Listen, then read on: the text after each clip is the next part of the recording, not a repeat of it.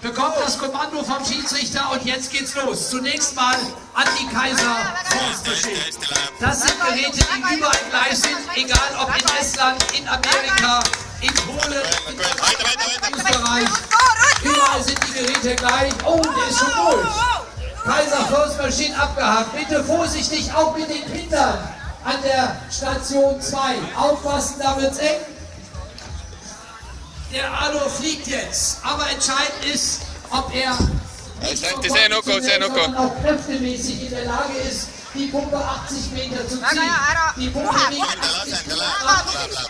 Auch das nicht einfach, aber auch da liegt er ein Das ist eine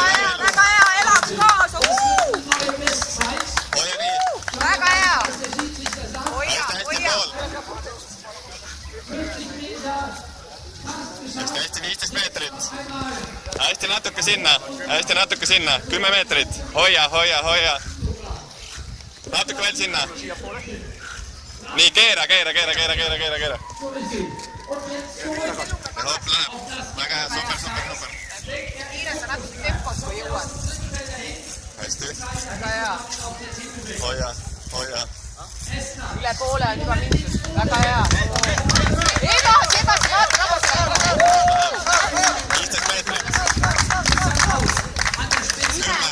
Mine nüüd.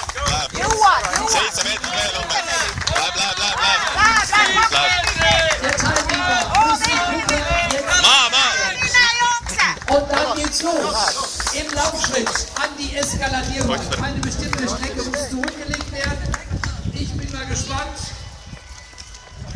ob er die Eskaladierwand genauso schnell meistert wie die anderen Teile.